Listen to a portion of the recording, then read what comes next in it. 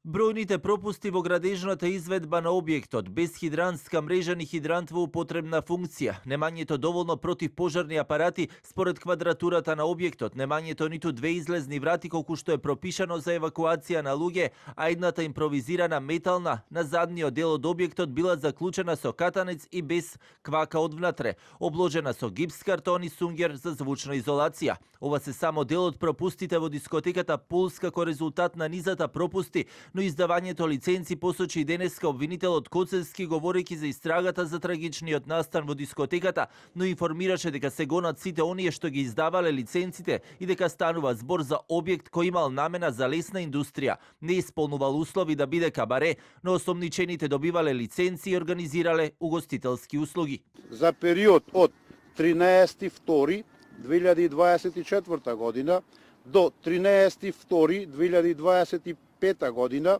директно на осумничено службено лице вработено во Министерството за економија му дал одреден паричен износ за да изврши службено дејствие што не би смеел да го изврши и на тој начин без при тоа да биде спроведена законски пропишана постапка, обезбедил фалсификувана службена исправа, лиценца за вршење на угостителска дејност.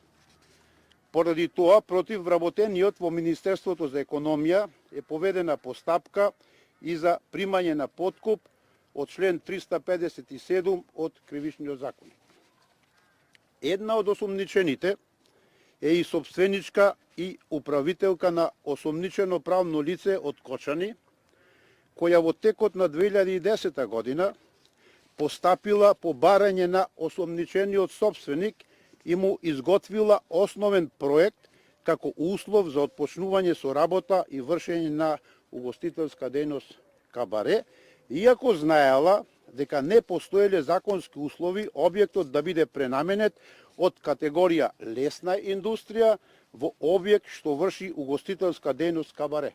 Во врска со лиценцата за угостителска дејност на објектот во јавноста веќе кружи документ од 2023 со друга адреса од онаа на која се наоѓа самата дискотека, регистрирана на улицата Крижевска број 2. Во лажната лиценца пак издадена на 13 март 2024 година. Адресите се заведени обратно и на точен начин. Седиштето е на Димитар Влахов, а објектот на кабарето е на улица Крижевска. И министерот Тошковски во неколку наврати информираше за лажните лиценци, зашто и доправа истрагата треба да даде нови информации.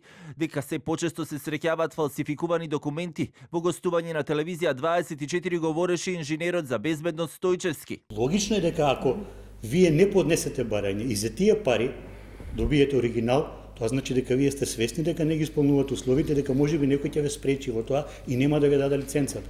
Можеби имало обиди, не знам, за таква работа. И ако веќе не можам да го добиам тоа, многу лесно е електронски, меѓутоа пак ќе кажем, тоа е кривично дело. Она кое што е познато е дека и финансиската полиција се вклучува во големата акција за проверка на работата на објектите кои функционираат како кабареа, дискотеки и ноќни клубови низ земјата. Оттаму информираа дека на располагање се ставени сите капацитети на управата за финансиска полиција со цел да открие евентуални неправилности и нелегални активности во работењето објекти од ваков тип.